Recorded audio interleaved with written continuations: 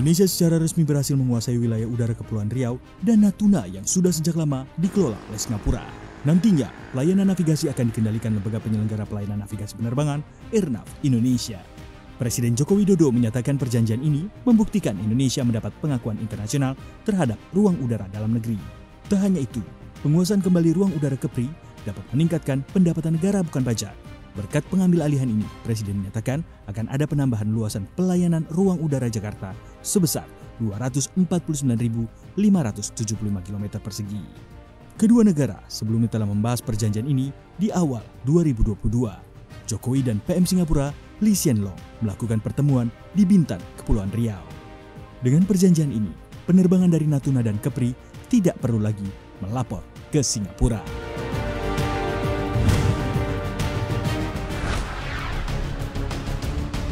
Kementerian ESDM mengatakan jika pihaknya sedang membahas mengenai tarif adjustment untuk Oktober 2022.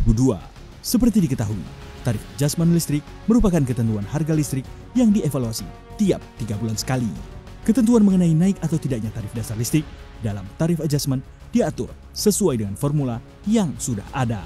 Di antaranya, kurs rupiah terhadap dolar Amerika Serikat, harga rata-rata minyak mentah Indonesia atau ICP, dan harga patokan batu bara.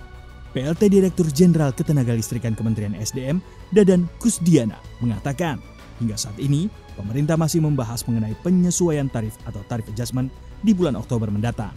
Seperti diketahui, pemerintah pada 1 Juli 2022 resmi mengerek tarif listrik untuk golongan kaya dan non-subsidi.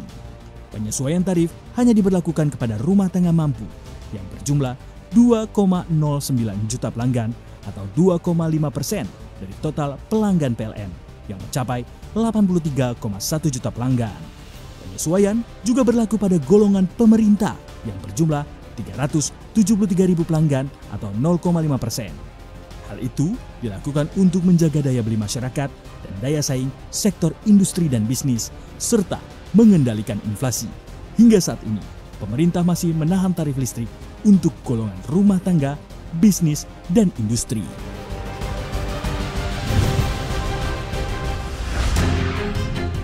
Bank Indonesia mencatat survei konsumen Agustus 2022 mengindikasikan optimisme konsumen terhadap kondisi ekonomi meningkat dari bulan sebelumnya. Hal tersebut tercermin dari Indeks Keyakinan Konsumen atau IKK Agustus 2022 sebesar 124,7. Angka ini lebih tinggi dibandingkan pada Juli 2022 yang berada di angka 123,2. Namun tetap konsisten berada di zona optimis. Kepala Departemen Komunikasi BI, Erwin Haryono, mengatakan meningkatnya optimisme konsumen pada Agustus 2022 didorong oleh peningkatan keyakinan konsumen terhadap kondisi ekonomi saat ini.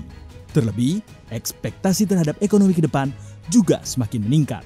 Erwin juga menjelaskan, jika barang tahan lama menjadi salah satu item yang paling dicari masyarakat.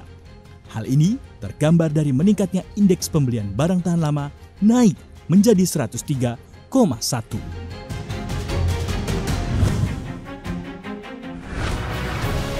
Australia ingin membangun kabel listrik bawah laut. Proyek ini nantinya akan mampu menghubungkan benua Kangguru dengan Singapura. Sebagai negara yang dilintasi proyek tersebut, Indonesia tentunya tidak akan diam. Menko Kemaritiman dan Investasi Luhut Binsar Panjaitan mengatakan Australia harus meminta izin dan melakukan pembayaran kepada Indonesia. Terkait hal ini, Luhut mengatakan jika pihak Australia sudah memperoleh informasi tersebut. Meski belum mengetahui apakah proyek kabel listrik bawah laut Australia akan dikerjakan oleh siapa, namun pemerintah terus berupaya dengan melakukan hilirisasi produk kabel listrik bawah laut. Bahkan, pemerintah saat ini sedang mendigitalisasi produk dalam negeri ke dalam e-katalog. Termasuk yang sedang didorong adalah kabel bawah laut.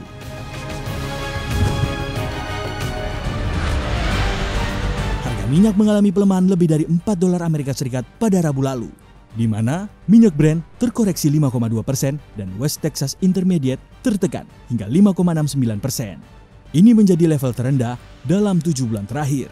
Meski begitu, harga kedua jenis minyak menguat tipis pada perdagangan Kamis. Penurunan ini dipengaruhi kekhawatiran pasar terhadap perlambatan ekonomi yang akan berimbas pada resesi dan data perdagangan Cina yang melemah. Penghentian pasokan gas dari Rusia ke Eropa diprediksi membuat negara di zona Eropa akan jatuh ke zona resesi. Bank sentral sendiri akan menaikkan suku bunga demi menekan laju inflasi. Data ekonomi Cina yang melemah akibat lockdown ketat turut mempengaruhi laju harga minyak. Impor minyak mentah negeri tirai bambu itu jatuh 9,4% dari tahun sebelumnya.